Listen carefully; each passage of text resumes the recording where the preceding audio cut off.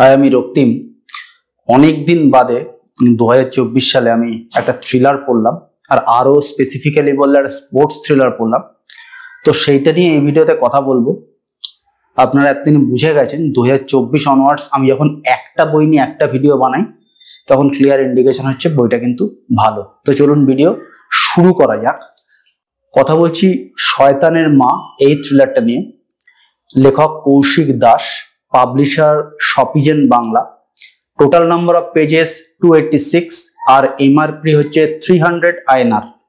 এই হচ্ছে মোটামুটি বইটার ব্যাপারে ডিটেল দেখানো। খুলে দেখাই বইটাকে। বইটা দেখতে এরকম সবুজের ওপর, আর এর একটা জ্যাকেট আছে। জ্যাকেটটাকে এইভাবে খোলা যায়, কিন্তু খুললেও ভিতরে সে আলটিমেটলি একই ছবি রয়েছে, তাই ভিতরে আর দেখাবার সেভাবে কিছু নেই। আর সামনের দিক থেকে যদি বইটাকে দেখাই তাহলে দেখে হয়তো আপনারা কতটা বুঝতে পারছেন জানি না, পেজ আর প্রিন্ট কোয়ালিটি কিন্তু দুরন্ত, এবং হাত দিলে পেজগুলোতে একটা খুব দারুণ ফিলিং হচ্ছে। মানে পেজ কোয়ালিটি এতটাই ভালো, মোটা মোটা পেজ এবং এত সুন্দর। 286 পেজের বই, আমি 350 পেজের বই দেখেছি এর থেকে পাতলা। তার মানে সেখানে পেজ পাতলা থাকে। 286 পেজের বই, সেটা এরকম সাইজের মোটা হয়েছে। তার মানে বোঝা যাচ্ছে যে কোয়ালিটির দিকে, বিশেষ করে পেজ কোয়ালিটির দিকে কতটা নজর দেওয়া হয়েছে। মানে এটা অত্যন্ত ভালো একটা প্রোডাকশন, এটুকু কোনো সন্দেহ নেই। আর এই যে কভারটা রয়েছে দেখুন, একজন সবুজ মেরুন এই টাইপের, হাতে আবার একটা অস্ত্র রয়েছে। এটা একটা ক্লিয়ার একটা ইন্ডিকেশন দিচ্ছে। এবং এর প্রচ্ছদ শিল্পীর নাম হচ্ছে অনন্যা চক্রবর্তী। এই প্রচ্ছদটা বেশ বেশ মানে কি বলবো, মানে অ্যাট্রাকটিভ। আর এখানে রয়েছে ব্লাড, আর এদিকে রয়েছে লেখক কৌশিক দাসের পরিচয়। উনি সাংবাদিক, আরো স্পেসিফিক্যালি বললে স্পোর্টস জার্নালিস্ট। এছাড়া এখানেও ছোট্ট করে ব্লার দেওয়া রয়েছে। তো মোটামুটি বইটার এটাই দেখানো, বইটার বিষয়ে ওভারঅল এটাই বলার। এবার হচ্ছে বইটা কি নিয়ে বা ঘটনাটা কি নিয়ে। এটা হচ্ছে 90-এর দশকের শেষের দিকে, যার পরে সৌরভ গাঙ্গুলী ভারতবর্ষের অধিনায়ক হলেন। সেই সময় ভারতীয় ক্রিকেটে একটা বেটিং ইস্যু খুব চাঞ্চল্য তৈরি করেছিল।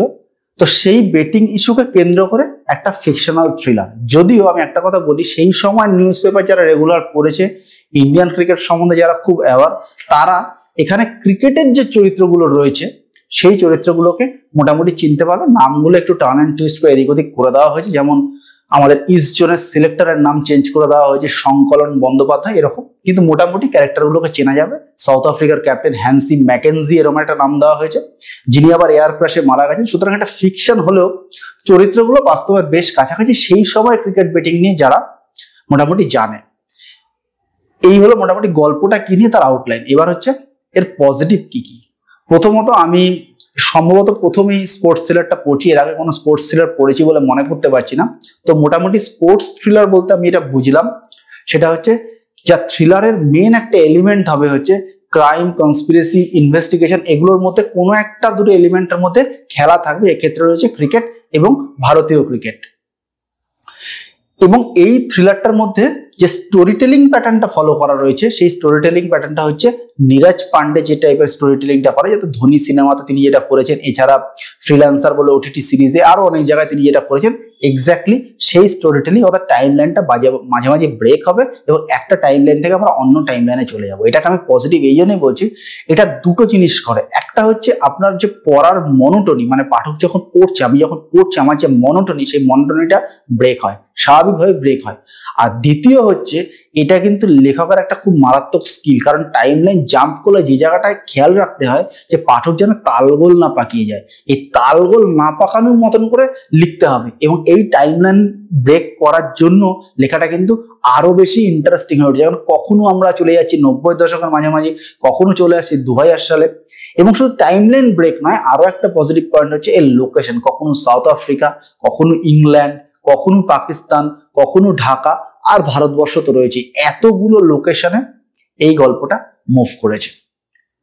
এর চরিত্রগুলো, প্রথমত ক্রিকেট রিলেটেড চরিত্রগুলো তো মোটামুটি বাস্তবের সঙ্গে নেওয়া। সেই চরিত্রগুলো ডেভেলপ করা বা না করা একই ব্যাপার, মোটামুটি সবাই চেনে যারা জানে ওই সময়ের ঘটনা। আর অন্য যে চরিত্রগুলো রয়েছে, ইন্টেলিজেন্সের বিভিন্ন অফিসারদের চরিত্র বা এছাড়া ক্রিকেট বেটিং এর বুকিদের চরিত্র, সেগুলোকেও খুব ভালোভাবে ডেভেলপ করা রয়েছে। আর একটা খুব বড় পজিটিভ পয়েন্ট আমি বলবো, সেটা sort of ethical positive point. সেটা হচ্ছে, ধরুন যারা আমাদের মতো সিনিয়র, এবং যারা নিউজ পেপারটা রেগুলার ফলো করে তারা তো জানতো ওই সময় কি হয়েছে মোটামুটি। কিন্তু ধরুন এখনকার কোনো একটা বাচ্চা ছেলে মেয়ে যার 2004 সালে জন্ম, 2005-এ জন্ম, 2000 সালে জন্ম, তারা কতটা কি এই ব্যাপারটা জানে আমরা খুব একটা জানি না। এবং সৌরভ গাঙ্গুলির যে ওই টিমটা ছিল, যেখানে টোটাল 5টা প্লেয়ার ছিল, তাদেরকে ফ্যাব ফাইভ বলা, অনিল কুম্বলে, রাহুল দ্রাবিড়, ভিভিএস লক্ষ্মণ, সচিন টেন্ডুলকার, এরা বেসিক্যালি যেটা করতে পেরেছিল সেটা হচ্ছে ওই কালো যে চ্যাপ্টারটা, সেখান থেকে ইন্ডিয়ান ক্রিকেটকে বাইরে বের করে আনতে পেরেছিল। এই যে হিউজ ক্রেডিট এবং তার জন্য তাদের যে কড়া একটা অবস্থান নিয়েছিল সেটা এখানে খুব ক্লিয়ারলি বোঝানো হয়েছে। এবং মানে একজন ক্রিকেটারের বলা হয়েছে তার ক্রিকেট ক্যারিয়ার শেষ হয়ে গেছে একটা বড় সড়ো মাইলস্টোনের কাছাকাছি এসে। আমি বুঝতে পারছি সেটা কোন ক্রিকেটার, তিনি 99টা টেস্ট খেলেছেন, 100 টেস্ট ম্যাচ তিনি খেলতে পারেন, এই অবস্থায় তার ক্রিকেটের ক্যারিয়ার শেষ হয়ে গেছে, এটা বোঝা গেছে। সুতরাং এখনকার ছেলেমেয়েরা কিন্তু এই ব্যাপারটা অনেক বেটার ভাবে জানতে পারবে। এরপর যেটা আমি পজিটিভ পয়েন্ট হিসাবে বলবো সেটা হচ্ছে লেখকের পড়াশোনা। এই ধরনের স্পোর্টস থ্রিলার লিখতে গেলে অনেকগুলো বিষয়ে পড়াশোনা করতে হয়। এখানে ভূমিকাতে লেখক বলেছেন যে শহরগুলোর উনি ডেসক্রিপশন দিয়েছেন, তার অনেকগুলো জায়গাতেই উনি গেছেন, তার ফলে ডেসক্রিপশন গুলো কখনো দুবাই, কখনো ঢাকা, কখনো সাউথ আফ্রিকা, খুব পুঙ্খানুপুঙ্খ এবং খুব ডিটেলড হয়েছে। মানে বুঝতেই পারবেন এটা গুগল না করে দেওয়া ডেসক্রিপশন, তার নিজের চোখে ভিজুয়ালাইজ করা ডেসক্রিপশন। এটা একটা খুব ভালো দিক। 2 হচ্ছে ইন্টেলিজেন্স অর্গানাইজেশন কিভাবে কাজ করে, ন্যাক বা আরো অনেক কিছু, তাদের পদমর্যাদায় বিভিন্ন আধিকারিকরা কিভাবে থাকেন এবং তাদের মোডাস অপারেন্ডি কিরকম হয়, এই ব্যাপারে লেখক যে বিস্তর চর্চা করেছে এটা নিয়ে কোনো ডাউট নেই। আর যেটা রয়েছে সে পড়ে থাকলো সেটা হচ্ছে ক্রিকেট ব্যাটিং, সেটা নিয়ে তো উনি চর্চা করেইছেন এবং সে ব্যাপারে উনি বিস্তারিত বলেছেন। এবার এই গল্পটা যদি আমি অ্যানাটমিটাকে ভাঙি, একটা থ্রিলারে মোটামুটি 3টে জিনিস থাকে, ক্রাইম, কনস্পিরেসি, ইনভেস্টিগেশন। তাহলে অ্যানাটমিটা কি?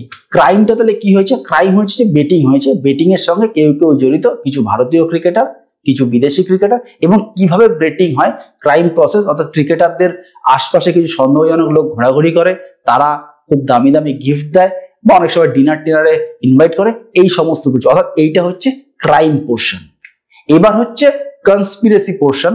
কনস্পিরেসি পোর্শন একটা টেক্কা রয়েছে, সেই টেক্কাটা আমি বলছি না, মানে সিস্টেমের মধ্যে একটা টেক্কা রয়েছে, তো সেই বিষয়টা এখানে রয়েছে এবং সেটা একটা খুব সুন্দর ক্লু লেখক প্রথমে না হলে মাঝের দিকে দিয়ে গেছেন। একজনের কানে একটা কিছু ডায়মন্ড বা এই টাইপের কিছু একটা দিয়ে উনি একটা খুব সুন্দর ক্লু দিয়ে গেছেন। এবং এই কনস্পিরেসি পোর্শন, যে কনস্পিরেসিটাকে ব্রেক করছে হচ্ছে মূলত যে চরিত্রটা অদিতি চৌহান বলে, সম্ভবত সারনেমটা চৌহান, আমার ঠিকঠাক মনে পড়ছে না এখন ভিডিও বানানোর সময়, তো উনি এই কনস্পিরেসিটা ব্রেক করছেন। এবং এই কনস্পিরেসিটাকে ব্রেক করছেন কিভাবে?